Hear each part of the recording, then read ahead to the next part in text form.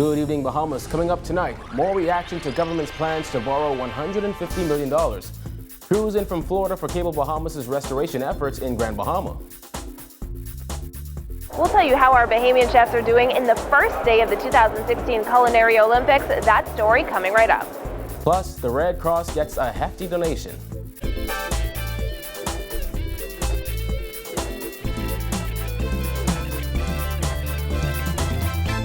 Welcome to our news. I'm Kyle Joaquin. Thanks for joining us. Topping news tonight, the political sparring continues over government's plan to borrow $150 million to help rebuild from damage caused by Hurricanes Matthew and Joaquin. Free National Movement Deputy Leader Peter Turnquest, who represents a constituency on one of the hardest hit islands, said he's not too sure about more borrowing. Simone Davis tells us more. Turnquest says though it may be necessary to borrow, given that the country is currently in a state of depression after Hurricane Matthew ravaged its way through several islands earlier this month, he's very reluctant about it. I am very reluctant, considering our economy, considering where we are in terms of our national debt, to borrow $1, because I think we are that close to being in a disaster area. And so, to the extent that there are our fellow citizens who are suffering and in need of relief, I believe that unfortunately we're going to have to participate in some type of borrowing. Turnquest says before the government can think about borrowing, it needs to cut back on its spending. However, as I said, I believe that it is incumbent upon the government first to rationalize its spending, to ensure that it cuts back on all of its discretionary spending. These are emergency times.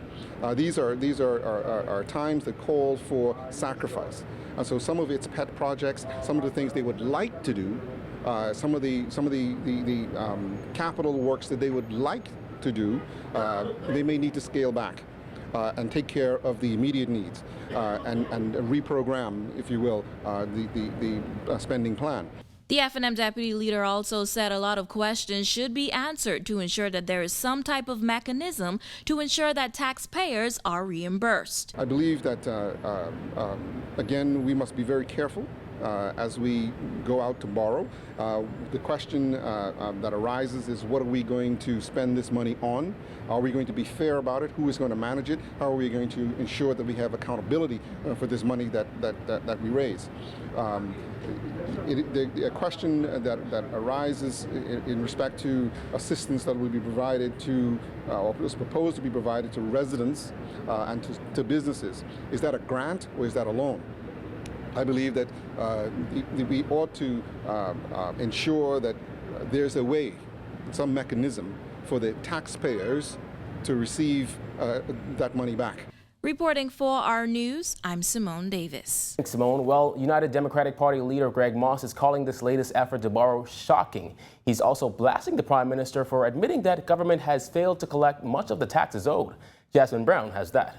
Moss says the way the government announced its intentions to borrow those funds left him with more questions than answers. We all agree that Bahamians are probably suffering to a degree that outmatches the resources of the government at this time, and so we're going to provide more resources. But I'm very unhappy with the way in which the government has been asleep at the wheel on this issue, and the way they've come to the Parliament and told us they need money without telling us in detail what they need it for. In Parliament on Wednesday, the government brought a resolution to borrow up to $150 million to help cover the cost of relief efforts following Hurricanes Matthew and Joaquin. The next day, Christie insisted that the government had checks and balances in place to handle the $150 million hurricane relief money it intends to borrow. But Moss says he still has serious questions about the government's ability to properly manage the money. And so I'm going to support the resolution because I cannot take the risk of Bahamian suffering. But at the same time, it is essential that we put the government's foot to the fire on this and find out how they came to that calculation. Where's the money going? While the damage caused by both storms is estimated to be $800 million, the Prime Minister has admitted that the government needs to tighten its existing tax structure to help cover recovery efforts. Moss called it a shocking admission. What that is code for saying is that they're now going to go to the work of collecting taxes that they were not collecting before. So that's actually an admission by the government that the tax system is not being managed properly. That's an admission of mismanagement.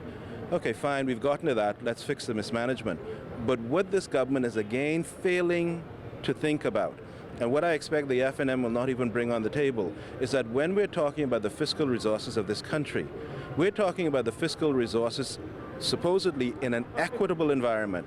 And we get back to this issue I keep bringing to Parliament. We need to tax the people in this country who have the money. Reporting for our news, I'm Jasmine Brown. Thanks, Jasmine. Well, Cable Bahamas crews are currently in Grand Bahama working to get services on that island back up and running. The company flew in teams from Jacksonville and Orlando, Florida that quickly hopped on another flight to Grand Bahama, one of the hardest hit islands by Hurricane Matthew. We had over 1,200 poles that are down, and so we had 6 crews that came in. We have the fiber splicers, we have the linesmen, and this will help us to make sure that we can restore our services, our broadband and internet services to our customers ASAP. West Grand Bahama is said to be the portion of the island with the most damage, and while much of Grand Bahama is still without electricity, Gomez said Cable Bahamas is working along with the island's power company to ensure cable services are available once electricity is restored. The one benefit that we have is that these guys have been through hurricanes before, and so they're skilled, they understand, they have the expertise and the knowledge and the equipment to help us expedite this process. Now, as for the company's progress in Nassau, Gomez gave us this update. We basically have about 93% of our customers back on, and we're pushing hard to get to high 90s by the end of this week. Well, speaking of Grand Bahama, there's a greater police presence on that island following the storm. Nina Lang reports. Police have amped up their presence on Grand Bahama following Hurricane Matthew, and while a few local businesses have reported break-ins in the last few days, law enforcement is reassuring the community that there is no need for panic. I probably take this opportunity to dispel the rumor that I've heard circulating that there's widespread looting and destruction from the criminal element. There's no widespread looting anywhere in Grand Bahama.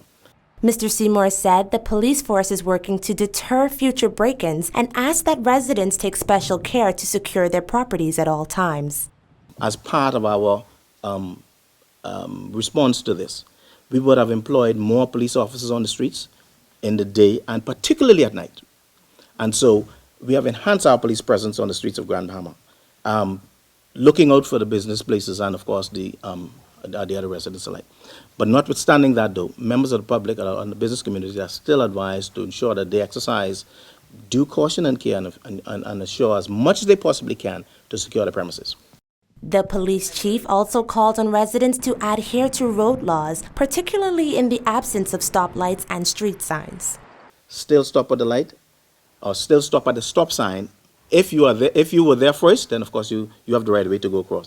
And that same thing applies to the other members, the other traffic users who are coming from the other side. We ask members of the public to please exercise due caution and care, notwithstanding it's a main thoroughfare. Seymour expressed confidence in his complement of 400 police officers, noting that the force has extensive experience in patrolling in post-hurricane conditions. Because we are used to these type of situations, because we have experienced several of them in the past, we have prepared and we are preparing and have prepared for any and every eventuality that presents itself during and after the storm. Reporting from Grand Bahama for our news, I'm Nina Lang. Well, the first day of competition for the 2016 Culinary Olympics in Germany got off to an early start for one Bahamian chef. Christina McNeil has the latest and tastiest details in this report. Chef Sheldon Tracy Sweeting making his debut at the 2016 Culinary Olympics with a 5-course festive menu and a selection of hot and cold tapas. He says while you won't find too many native Bahamian ingredients in these dishes, there's still a Bahamian flair. More than 800 chefs from around the world are competing in individual competitions at the Culinary Olympics. Sweeting says creativity was crucial to designing a menu that spoke to his Bahamian background while showing off his culinary skills. Well, the challenge with that is you have to use ingredients that most people know, like Chef Ron said, using some mango, coconut, banana, stuff like that. I can't use ganap or juju or sapodilli or soursop because they don't know what it is. You have to try and incorporate or use items that they are familiar with. The Bahamas is just one of 4 countries in the Americas represented at the international culinary event. Sweeting says if judges don't know an ingredient that may be indigenous to the Bahamas, they can't judge it, and he needs his creations to be in the runnings for a medal. This is the pinnacle of all culinary competition in the world.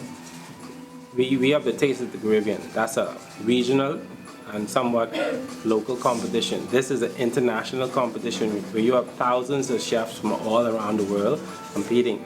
And I'm not competing against Ron, and he's not competing against me. We are competing against a standard. So once you meet the standard, you get gold, silver, or bronze. One of his cold tapas was a new take on a deviled egg. Sweeting deviled a quail egg with chicken liver parfait and beet port gel served on a herb cracker. Part of the eye-catching display for Sweeting's 5-course festive menu featured a truffled Cornish hen breast and leg roulade with corn royale, quail egg, chives, and bell pepper flakes served with a Cornish hen saffron bouillon. Sweeting says he came to make an impression.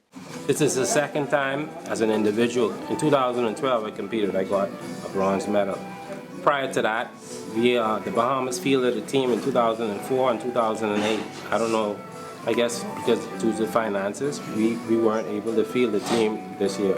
Chef Sweeting still has one more individual competition coming up next week, and then there's Chef Ron Johnson, who will be competing on Monday. And our cameras will be right there. Reporting for our news in Erfurt, Germany, I'm Christina McNeil. When our news returns, the Labor Minister weighs in on the pace at which power is being restored to the nation's capital. Stay tuned.